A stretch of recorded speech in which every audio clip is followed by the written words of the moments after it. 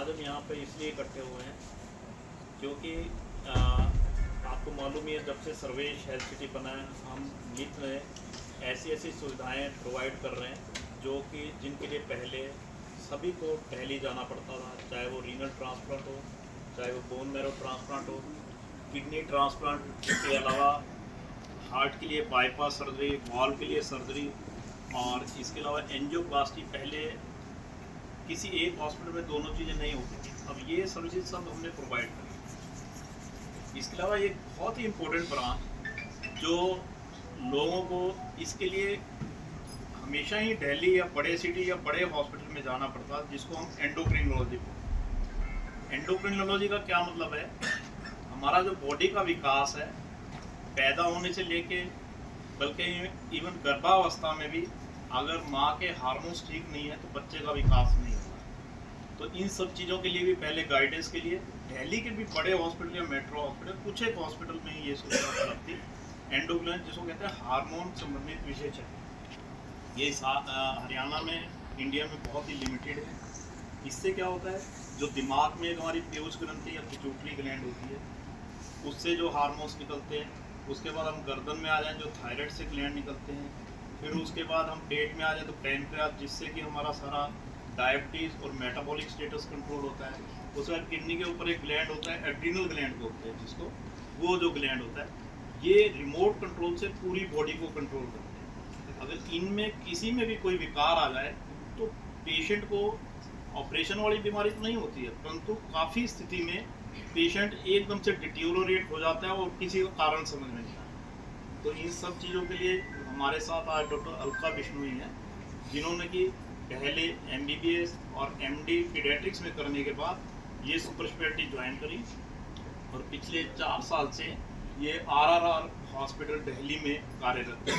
अब क्योंकि अपना पेशा होते हुए अपने काम के साथ ज़्यादा अटैचमेंट होती है, इस तरफ हिसार हरियाणा की तरफ इनके नेटिव्स थे, तो इन्होंने हमारा हॉस्पिटल देखा जहाँ पे लोगों को काफ़ी ज़रूरत थी, तो इन्होंने यहाँ आने के लिए अपने स्थान को, कार्य क्षेत्र को चुना।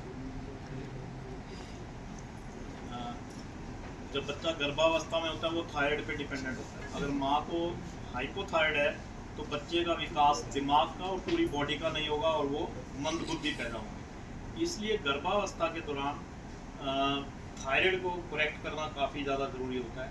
इसी तरह काफ़ी महिलाओं में गर्भावस्था के दौरान ही डायबिटीज़ पैदा हो जाती है, शुगर पैदा हो जाती है, जो बच्चे को ओवरवेट पैदा करती है और बच्चों को फिर से दिमाग पे और पूरी बॉडी पे असर आता है।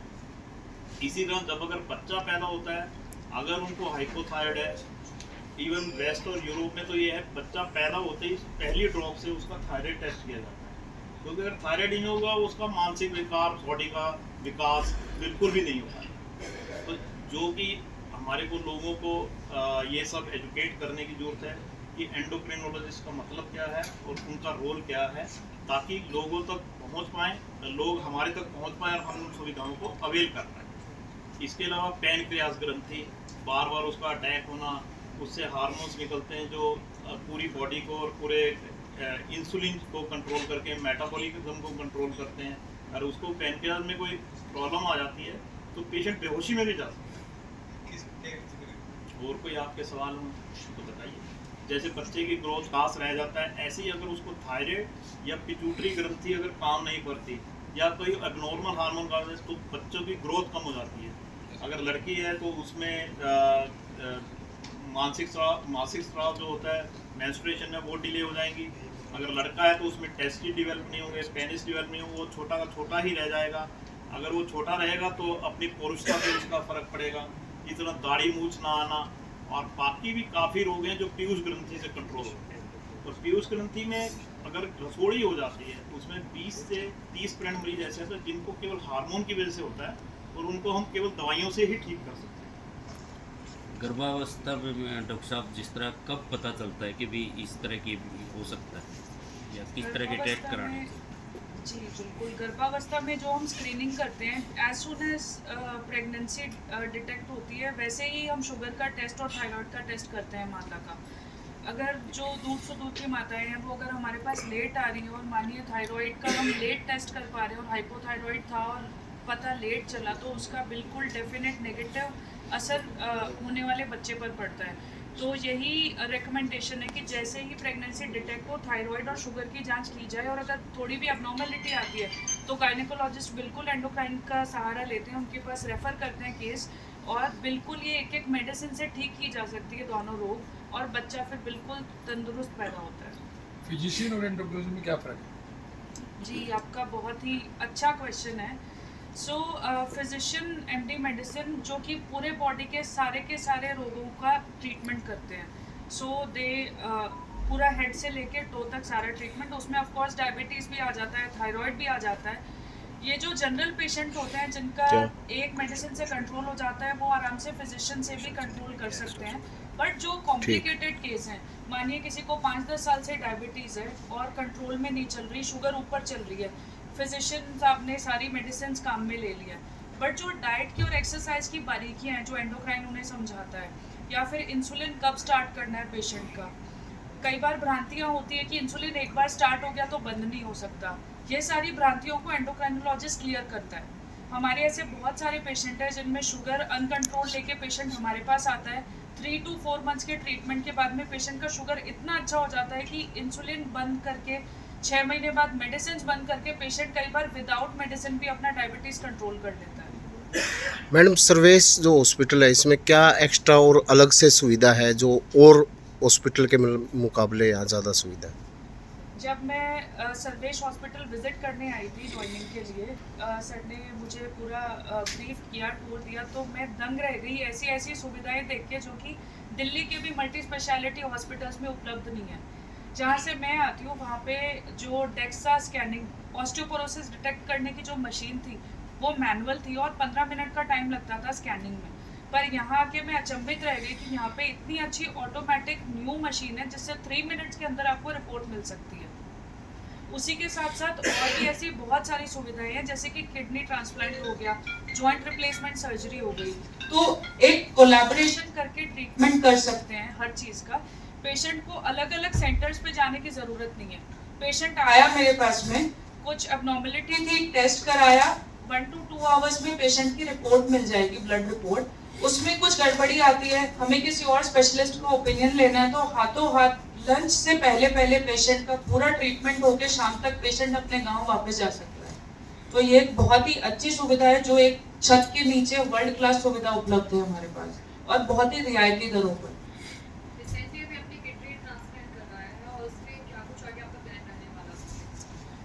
जी sir would be a better person to answer that actually. तो किडनी ट्रांसप्लांट और एंडोक्रिनोलॉजी 2 डिफरेंट ब्रांचेज हैं। इसका एंडोक्रिनोलॉजी उनका कोई नहीं, उनको तो हमारा पूरा डिपार्टमेंट है, nephrology, urology and general physician and critical care department जो इनको डील करता है। इस हफ्ते भी हमने 2 किडनी ट्रांसप्लांट करे हैं जो 7 और 8 क्रेटिनिन से आए थे। एक का 11 था, जब वो डिस्चार्ज हुए विदिन 3 डेज उनका क्रेटिनिन 1 से नीचे आ गया, जो पहले यूरिन आ ही नहीं रहा था, और जब वो गए तो नॉर्मल आदमी का 2 से 2.5 लीटर यूरिन आ रहा। अभी तो फिलहाल जो हम एंडोक्रिनोलॉजी की बात कर रहे हैं, आज को जो एक नई बीमारी आई है जिसको हम PCOD बोलते हैं, ये फीमेल्स में बहुत कॉमन है। ज़्यादा स्क्रीन टाइम होना, डाइट ऐसा, पेस्टिसाइड्स और दूसरा प्रिजर्वेटिव बेस्ड जो डाइट्स खाते हैं, उससे लड़कियों में PCOD ओवरीज में पानी की गांठें पड़ जाती हैं, उससे वो अपने मेंस्ट्रुअल साइकिल को मेंटेन नहीं कर पाती और फर्टिलिटी में प्रॉब्लम आती है। तो ये एक्सक्लूसिवली एंडोक्रिनोलॉजिस्ट इसको ट्रीट कर सकते हैं।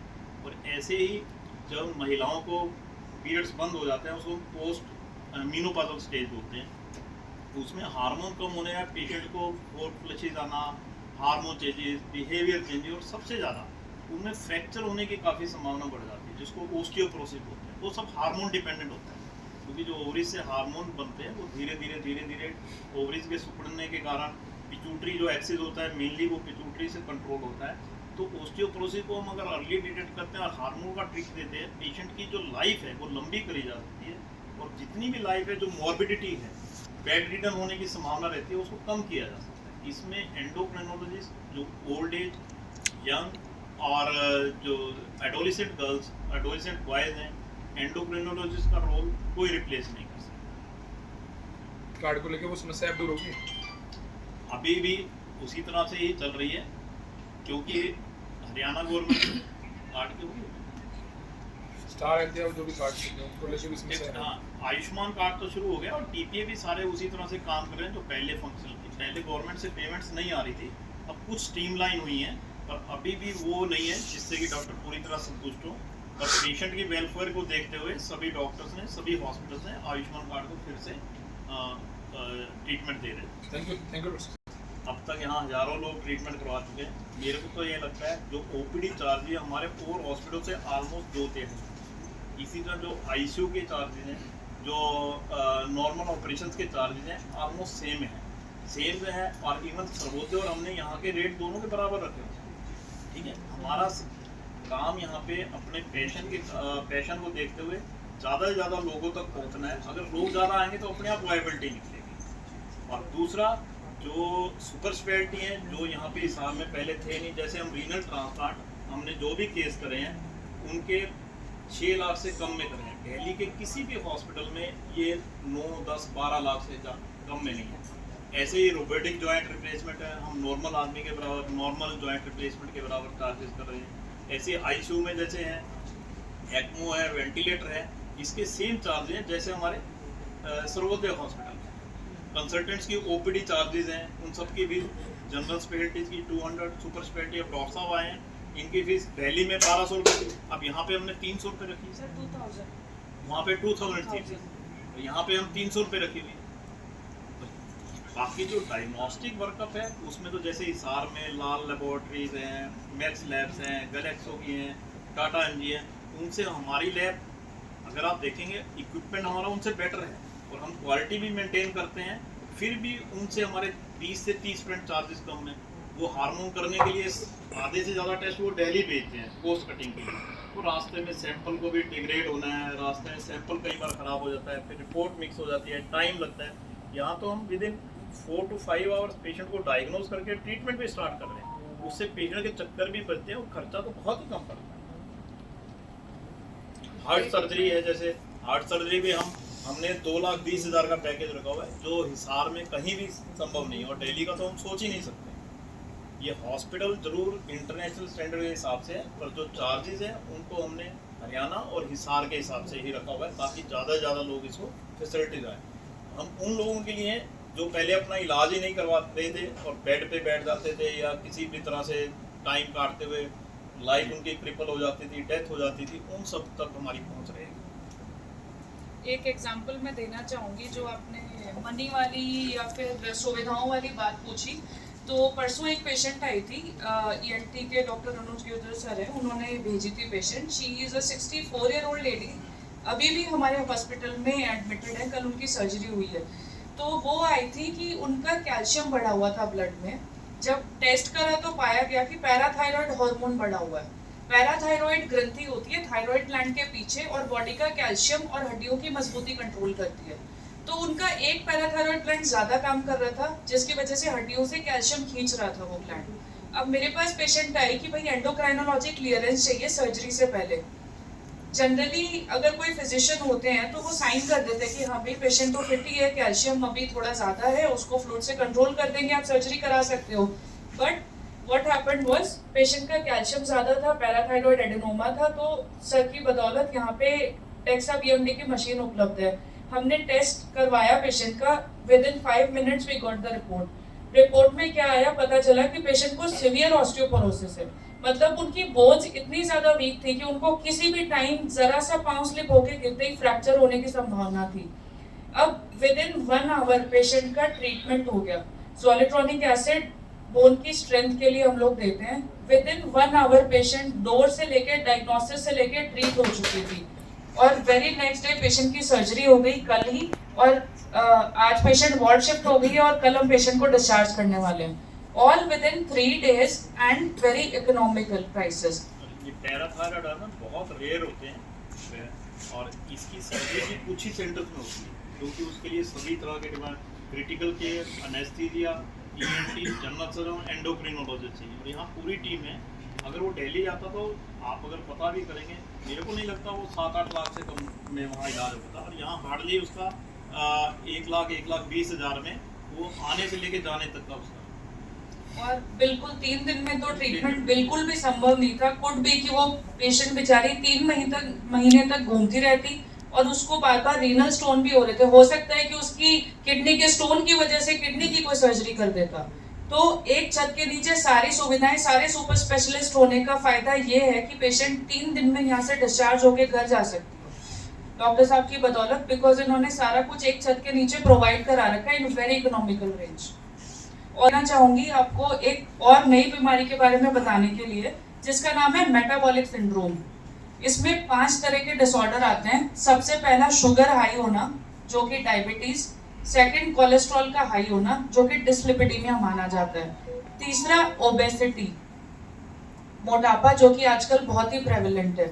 और चौथा वेस्ट सर्कमफ्रेंस का बढ़ना। और 5वां मेटाबॉलिक डिसऑर्डर्स। तो ये डिसऑर्डर से पेशेंट की लाइफ बहुत बुरी तरह इम्पैक्ट होती है और पेशेंट को विभिन्न प्रकार की बीमारियां होने का खतरा रहता है।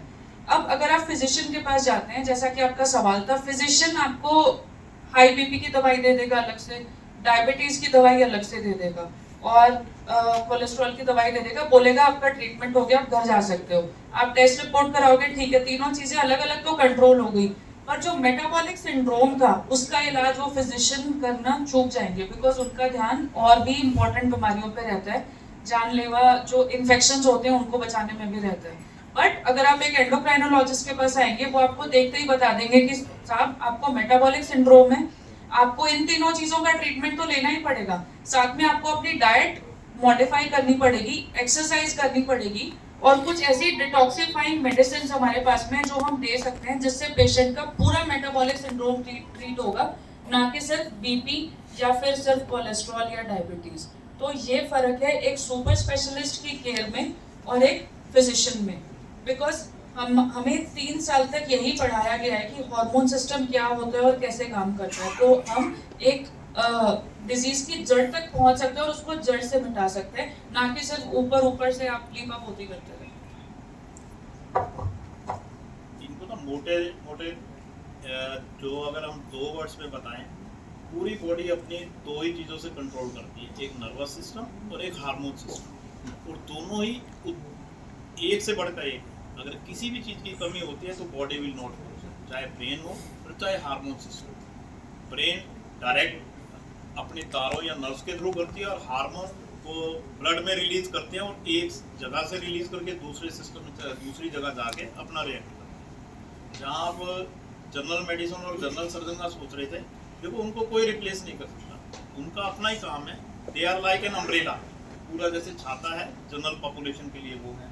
जैसे जनरल सर्जरी है, उसके अंडर फिर अलग अलग ब्रांचेज आ जाती हैं। एक लेवल तक तो general surgeon they will treat primary health care या फैमिली फिजिशियन की तरह काम करके, हर्निया है, गॉल ब्लैडर है, पैरों में कोई अल्सर है। पर जब neuro surgery, cardiac surgery, urology की जरूरत पड़ेगी तो उन्हें रेफर करना ही पड़ेगा। ऐसे ही जो मेडिसिन है वो भी एक तरह की अम्ब्रेला ब्रांच है, पर अगर जैसे जैसे बीमारियां बढ़ती जा रही हैं उनका डायग्नोसिस भी बढ़ता जा रहा है। अगर उसको पल्मोनरी मेडिसिन, फेफड़े की जरूरत है तो पल्मोनरी मेडिसिन के पास भेजना पड़ेगा। डायबिटीज़ है, कोई ओस्टियोपोरोसिस है, या बच्चों की ग्रोथ नहीं हो रही, या आजकल पैदा होते ही बच्चों को शुगर है तो उनको एंडोक्रिनोलॉजिस्ट के पास भेजना पड़ेगा, उनको पीडियाट्रिक्स भी ट्रीट नहीं कर पाएगा। इसी तरह जो पेट की आंतड़ियों की बीमारियाँ उनको लोग गैस्ट्रोएंटरोलॉजिस्ट के पास भेजना पड़ेगा। तो हर ब्रांच की अपनी अपनी लिमिटेशंस है, तो दोनों का अपना रोल है, हम उसको भी डिनाई नहीं कर सकते, जनरल सर्जरी को और जनरल मेडिसिन को भी नहीं। कार्डियोलॉजी अब जनरल मेडिसिन है, वो भी हार्ट का इलाज कर सकते हैं, पर दोनों के इलाज कार्डियोलॉजी और जनरल फिजिशियन पे बहुत ज़मीन आसमान का। ऐसे ही एंडोक्रिनो में ज़मीन आसमान का। तो पेशेंट अगर सही जगह पहुंचता है, उसका टाइम भी बचता है, वो जल्दी ठीक हो जाता है और उसके पैसे भी कम लगते हैं और नॉर्मल लाइफ की तरफ भी। सर, किडनी ट्रांसप्लांट में सर्विस हरियाणा के सभी हॉस्पिटलों को पीछे छोड़ चुके हैं, ऐसा क्या कारण है? यहाँ लोग इजीली आ रहे हैं, जैसे जयपुर, चंडीगढ़ और दिल्ली को छोड़ करके हिसार में करवाना चाहते हैं। और दूसरा किडनी ट्रांसप्लांट है, वो थोड़ा ये बताइए कि फैमिली के जो रिलेटिव हैं वो एक दूसरे को शेयर कर सकते हैं। देखो, जो इंडिया गवर्नमेंट के रूल्स हैं, केवल ब्लड रिलेटेड ही किडनी डोनेट हो सकती है। किडनी ही नहीं, कोई भी ऑर्गन हो, चाहे लीवर हो, चाहे लीवर हो, उसके लिए। दूसरा एक ट्रांसप्लांट होता है कैडावरिक ट्रांसप्लांट। अगर किसी पेशेंट की ब्रेन डेथ हो जाती है जिसकी कोई आशा नहीं है बचने की, जो ऑलरेडी सिर्फ उसके वाइटल सिस्टम काम कर रहे हैं और ब्रेन काम नहीं कर रहा, तो उसको हम ब्रेन डेड डिपॉजिट बोलते हैं, कैडावरिक डोनेशन बोलते हैं। उस केस में हम उस पेशेंट के किसी भी सेम ब्लड ग्रुप के पेशेंट को हम किडनी, गुर्दे, पैनक्रियास, 7 तरह की चीज़ें वो उससे निकाल के दूसरे लोगों में लगा सकते हैं। पर इसमें किडनी में अगर लाइव डोनेशन है तो हमें ब्लड डोनेशन में, ब्लड रिलेशन में ही करना है। आपका हॉस्पिटल अत्याधुनिक तकनीक से बना हुआ है, इसीलिए क्या जयपुर, चंडीगढ़, दिल्ली से जो मरीज होते हैं तो और लगभग सर- कितने दिन का ट्रीटमेंट होता है सर, और कितना अनुमान खर्चा है? किडनी ट्रांसप्लांट के लिए केवल 6 लाख का खर्चा है। इसमें पेशेंट को 8 से 10 दिन दाखिल रहना पड़ता है, पर पेशेंट को एडमिशन से पहले थोड़ा सा लंबा प्रोसेस रहता है, 2 से 3 हफ्ते लग जाते हैं। उनका HLA टाइपिंग करनी है, ब्लड टाइपिंग करनी है, उनके अलग अलग तरह के टेस्ट होते हैं, उनको ट्रांसप्लांट के लिए प्रिपेयर करना है, तो उसमें 3 हफ्ते लेते हैं। पर जब एक्चुअल प्रोसेस है वो 7 से 8 दिन का रहता है। और दूसरा जो सबसे बड़ा फैक्टर है, जैसे नया हॉस्पिटल बनता है उसमें मशीनें किस तरह की, जो एडवांसमेंट आई है, एडवांस मशीन आई है, उसकी वजह से आ रहे हैं। दूसरा चार्जेस, और तीसरा डॉक्टर्स की रेपुटेशन। जो हमारी टीम है अभी तक 100% सक्सेस ले रही है, और उम्मीद है ये मैसेज स्प्रेड होगा और लोग आएंगे। सर कई लोग हैं जो 1-2 साल से भी वेट कर रहे हैं ट्रांसफर